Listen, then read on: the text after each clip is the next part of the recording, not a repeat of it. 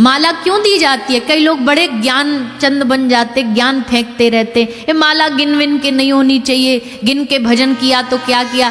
अरे गुरु जानता है, अभी इतने एक्सपर्ट नहीं बने हो कि बिना गिने नाम जाप कर लोगे। अभी केजी यूकेजी में हो, अभी गिन गिन के ही भजन करना पड़ेगा। जब तुम इस रास्ते में खूब पक जाओगे तब वो अवस्था आएगी कि अब माला की जरूरत नहीं है। अब तो सो भी रहे हैं तो भी कंठ से हरे कृष्ण आ जप चालू हो गया, पर अभी आया ना कुछ भी और बने ज्ञान देने के।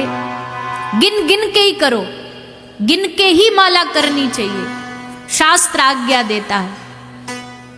अभ्यास हो जाए तब अलग विषय, गुरु अभ्यास बताता है ऐसे करो। जहां गलती हो गई तो गुरु से जाके पूछो, गुरुजी मन नहीं लग रहा, या अब क्या करें, धीरे धीरे कैसे आगे बढ़। आप डॉक्टर से पूछते हो ना, जी दवाई ली कुछ हो नहीं रहा, अब बताओ क्या करें, तो फिर वो दूसरी दवाई बदलेगा, कुछ और उपाय बताएगा।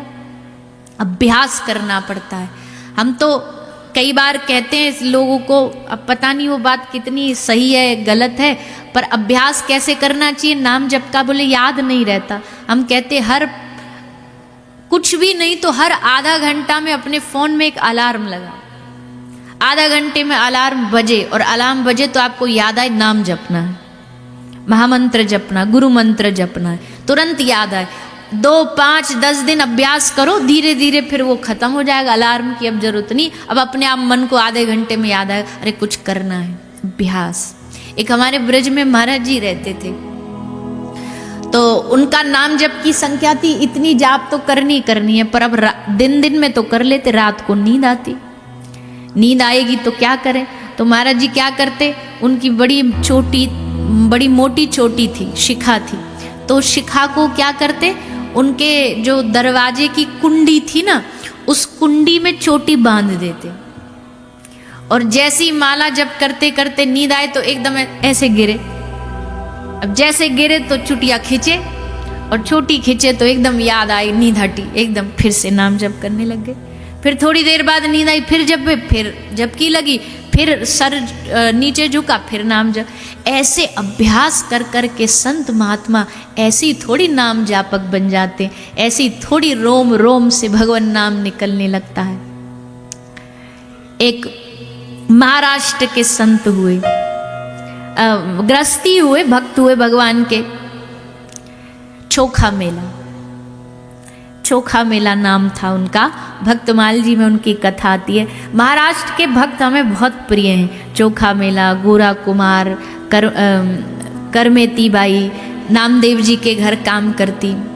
तो ऐसे उस समय एक समय आया था जब संतों का पूरा एक मेला लग गया था महाराष्ट्र में, तो उसी में एक था नामदेव जी का परिकर चोखा मेला। तो ये क्या करते, ये सारे लेबर का काम, मजदूरी करते थे। तो मजदूरी करते करते एक बार एक पूरा की पूरा मकान ढह गया, सब लोग उसमें दब गए। सब लोग जैसे उसमें दबे तो चोखा मेला के परिवारजनों ने कहा कि भैया कैसे पहचान करोगे, क्योंकि पूरा शरीर खराब हो चुका है, कैसे पता लगेगा कि ये चोखा मेला है, उसका शव है, उसका शरीर है। तो श्री नामदेव जी ने बताया एक ही तरीका है। क्या? बोले हड्डियों को लेके कान से लगाओ, और जिन हड्डियों से तुमको विठ्ठला विठ्ठला विठ्ठला पांडुरंगा पांडुरंगा आवाज आ जाए, समझ जाना ये चोखा मेला की हड्डियां।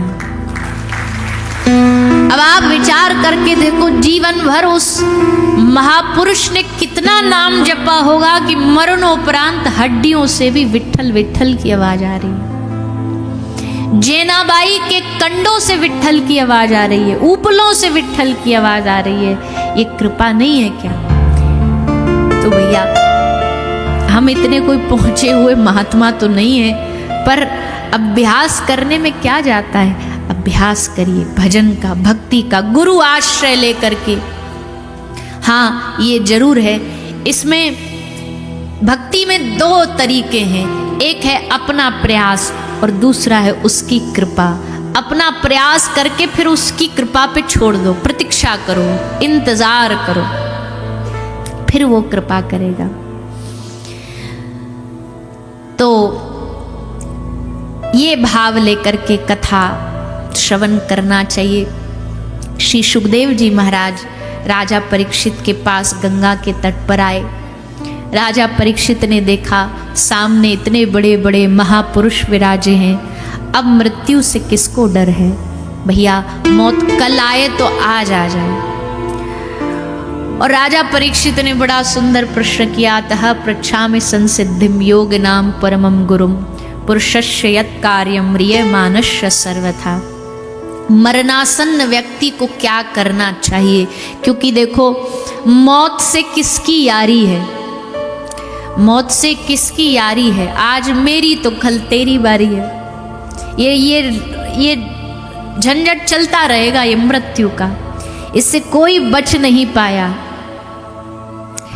न मेरा एक होगा न तेरा लाख होगा, न तारीफ मेरी होगी न मजाक तेरा होगा।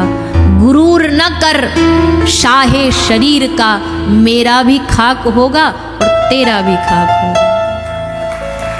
बड़े बड़े बादशाह मिट गए इस मिट्टी में, बड़े बड़े धुरंधर मिट गए, ये माटी सबको अपने भीतर समा लेती है। और भैया अजी आश्चर्य देखो, दुनिया का एकमात्र मनुष्य ऐसा जो मरने के बाद यूजलेस है, और तो फिर भी कहीं ना कहीं पशु पक्षी सबका जीवन कहीं ना कहीं उपयोग में आ जाता है। इस शरीर के मरणोपरांत तीन ही गति है, गाड़ दो तो मिट्टी बन जाएगा, जला दो तो राख हो जाएगी, खुले में छोड़ दो तो चील कौए खा जाएंगे, बस इसके अलावा इस शरीर का कोई उपयोग नहीं है। हाँ, जीते जी जो उपयोग इसका कर सके भगवान की भजन के लिए, उसका उपयोग करके इस शरीर को, इस जीवन को पूरा किया जा सकता है। अब लोग मरने से बचने का अब तो प्रयास बहुत करते हैं। बोले कैसे, बोले आज संसार में यही तो चल रहा है, बुढ़ापे ना आने की कितनी दवाइयाँ आ रही हैं बुढ़ापे से बचने के कितने लंबे चौड़े सिस्टम डॉक्टर बता रहे हैं, ये करवा लो, ऐसा करवा लो, सर्जरी करवा लो, झुर्रियाँ नहीं आएंगी, ये नहीं आएगा, वो नहीं आएगा।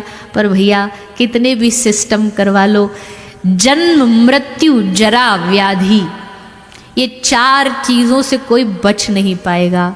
जन्म मृत्यु ये भगवान की द्वारा तारीख निश्चित करके भेजा गया है। जिस दिन जन्म होता है, जानते हो जन्म ही नहीं होता, उस दिन हमारी मृत्यु भी जन्म लेती है साथ में। कब कहाँ किस घड़ी मरने वाला है, प्राण उड़ने वाले हैं, वो तारीख उसी दिन निश्चित हो जाती है। तो जन्म मृत्यु व्याधि, बीमारियां कभी ठीक नहीं होंगी। हाँ, आजकल विज्ञान दावा कर रहा है, साइंस कह रहा है हमें कुछ ऐसा खोज कर रहे हैं कि मौत पर विजय प्राप्त कर लेंगे। अजी दुनिया बनाने वाले ब्रह्मा जी का भी एक टाइम टेबल फिक्स है, उसके बाद ब्रह्मा जी भी बदल जाते हैं।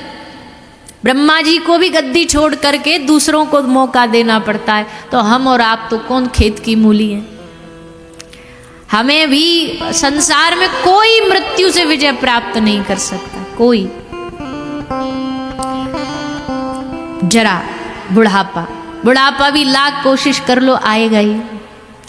हम कई बार महापुरुष विनोद में सुनाते हैं कि भैया जब मौत आती है ना तो ऐसे ही नहीं आ जाती अचानक से, 3 घंटियां बजा के आती है। सब सुनो ध्यान से, और फिर सुनना आपकी कौन कौन सी बज चुकी है। पहली घंटी क्या काल बजा के आता है, पहली घंटी बजाता है, आंखों से दिखाई देना कम हो गया। भगवान ने एक प्रकार से एक लेटर भेज दिया, सूचना पत्र भेज दिया, सावधान मृत्यु आने वाली है। पर इंसान है, नए नए रास्ते निकाल लेता है। जैसे दिखना कम होता है, बढ़िया चश्मे लगवा लेता है, चश्मे लगवा करके। और उसमें आजकल तो और नया सिस्टम आ गया, चश्मे भी नहीं दिखते, लेंस आ गए हैं। तो ये भी नहीं पता चलता है कि ये अंधा है, दिखता नहीं है। आँख में बढ़िया लेंस लग जाते हैं नए नए वैरायटी के। तो पहली घंटी, दूसरी घंटी भगवान बजाते, क्या बजाते हैं, क्या बजाते हैं, आप भी बताओ, अनुभवी हो, ऐसे थोड़ी है। दूसरी घंटी क्या बजती है, बाल सफ़ेद हो गए।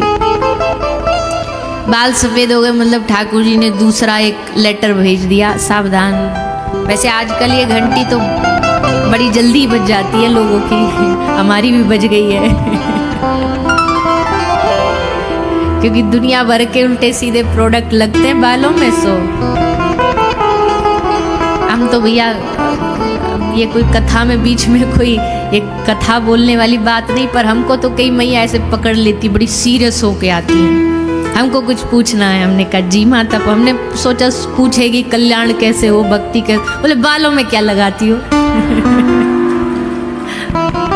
हमने कहा धन्य माता, तुझे यही मिला पूछने के लिए तो बाल सफ़ेद हो गए, भगवान ने दूसरी घंटी बजा दी। पर इसमें भी आदमी हार कहाँ मानता है, तुरंत जाके ब्यूटी पार्लर में बढ़िया रंग रोगन करवा लेगा, डेंटिंग पेंटिंग करवा लेगा। पहले तो काले भूरे ही होते थे, आजकल तो लाल पीले हरे सब हो जाते हैं कई बार ऐसे ऐसे हमको देखने को मिलते हैं बड़े बड़े शहरों में, जो अंग्रेज तो करते ही थे, पर अब तो भारत के बच्चे भी अंग्रेजों से कम नहीं है भूरे करवा। एक ने अपने सर पे बनवा रखा चीता डिजाइन बालों में बीच बीच में काला, फिर भूरा, फिर वो जैसे चीते के धब्बे होते काले काले, वो बना के घूम रहा अपने कव्वा। तो भगवान ने दूसरी घंटी बजाई, नहीं माना आदमी, तीसरी घंटी बजाई। तीसरी क्या बजाई, एक एक करके धीरे धीरे जिन्होंने पूरा जीवन भर साथ दिया वो 32 के 32 एक एक करके लुढ़कने लगते हैं, जाने लगते हैं, विदा हो जाते हैं। भगवान ने कहा तूने बड़ी जिंदगी में मालपुआ खाए, बड़े माल खाए, अब लापसी हलवा खा और हरि गुण गा। पर आदमी कहेगा ऐसे कैसे हार मान लेंगे हम डेंटिस्ट के पास जाएंगे, भगवान ने भी उतने बढ़िया नहीं लगवाए होंगे जितने हम लगवाएंगे, 32 के 32 एकदम चमकते हुए, चमाचम, ना ऊपर ना नीचे, सब एकदम बैलेंस में। दांत लगवा लिए। ठाकुर जी ने कहा कोई बात नहीं, हम चौथी घंटी बजाएंगे। अब शरीर धीरे धीरे कमजोर हो गया, कमर झुक गई, हाथ में लठिया आ गई। भगवान ने कहा तूने जीवन भर ऐसे तन के चला था, अब ने झुक के चल, अब लठिया ले ले, धीरे धीरे झुक के चलना सीख। पर फिर टीवी पे एडवर्टाइज देख लेते हैं, सोना चांदी च्यवनप्राश खाओ ताकत बढ़ाओ, और फिर तो महाराज दे च्यवनप्राश, दे स्वर्ण भस्म, दे चांदी की भस्म, और पता नहीं क्या क्या खा के सोचते हैं बुढ़ापा टल जाएगा। भगवान ने कहा 4 बार हमने घंटी बजा दी, नहीं सुनेगा तो अब 5वीं बार फाइनल। फिर 5वीं बार घंटी नहीं घंटा बजाएंगे, और ऐसा बजाएंगे कि सीधा वो आएगा पत्र, हमें सूचित करते हुए बड़ा दुख हो रहा है कि हमारे दादाजी। फिर सीधा सूचना पत्र आता है। फिर तो भैया पहले ही सावधान हो जाओ, जिसकी जितनी जितनी घंटियां बज गई हैं उतनी ज़्यादा अलर्ट हो जाओ कि अब कभी भी 5वीं बज सकती है, तो सावधान। भगवान का भजन कर लें, समय से पहले कर लें, समय से पहले ध्यान रख लें। तो भैया काल, जरा, बुढ़ापा, मृत्यु, व्याधि, बीमारी कोई भी आपसे छुड़ा नहीं सके। ये संसार का सिस्टम है, ये मानव जीवन का सिस्टम है, ये ऐसे ही चलता है। श्री परीक्षित राजा जैसे कथा सुनने को आतुर हुए, देवतामृत का कलश लेकर के आ गए। सुखदेव जी ने कहा राजा परीक्षित से, बोल भैया आप ही बताओ, क्योंकि श्रोता आप हो, आपको क्या चाहिए, आपको कथामृत पान करना है या आपको अमृत पान करना है? डॉक्टर पूछता है ना भैया इंजेक्शन लगा दूं या गोली, पेशेंट के हिसाब से करना चाहिए। तो तुम हो रोगी, बताओ। परीक्षित राजा ने कहा आप पहले दोनों में अंतर बताओ। तो सुखदेव जी ने कहा कि अमृत पियोगे तो अमर तो हो जाओगे, पर मरने का भय नहीं जाएगा मन से। पर भगवान की कथा अमृत पियोगे तो जीवन जीवन भर के लिए अभय बन जाओगे, निडर बन जाओगे। और वैसे भी हमने एक दिन शायद पता नहीं स्मरण में नहीं पर शायद बोला था कि आदमी अमर बनता है अमृत से नहीं, अमर बनता है अपने भजन से, अपने कर्म से।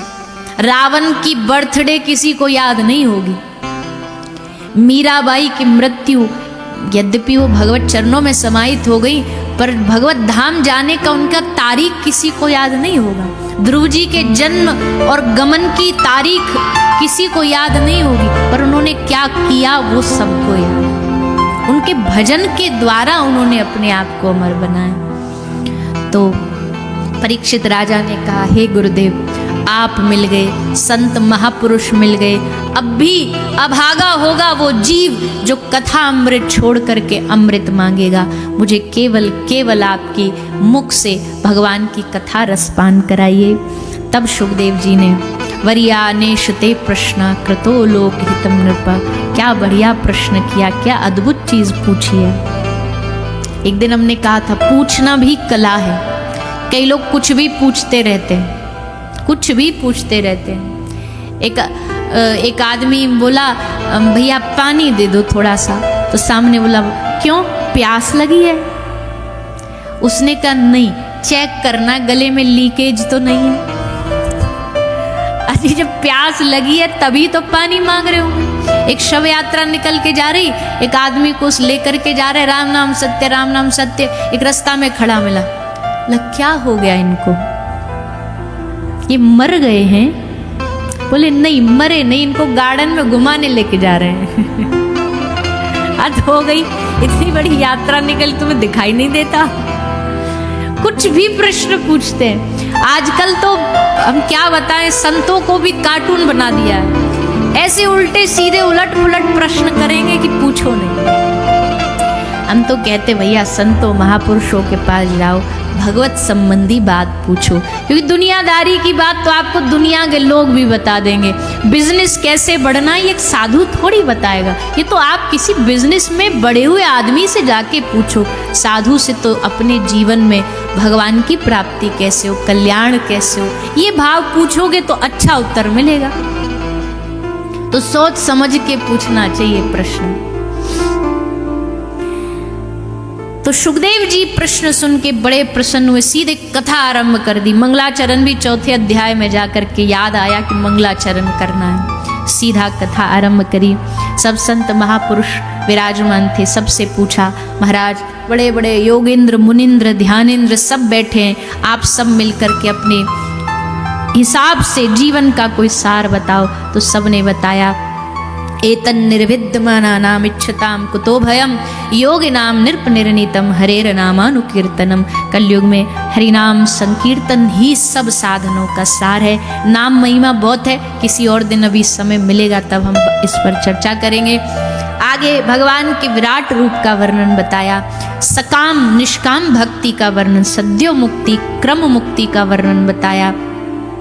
आदमी आजकल भजन करने के भी अलग अलग साधन ढूंढता है। उसे धन की प्राप्ति चाहिए तो लक्ष्मी जी को भजन करेगा, विद्या चाहिए तो महादेव को भजेगा, कंठ चाहिए तो सरस्वती को भजेगा। लेकिन अकामः सर्व कामो वा मोक्ष काम उदारधि तीव्रेन भक्ति योगेन यजेत पुरुष परम। भगवान का सच्चा भक्त निष्काम भाव से भगवान की भक्ति करता, बिना किसी मांग जांच के भगवान को भजता है। ये भगवान के भक्त का सबसे बड़ा लक्षण है।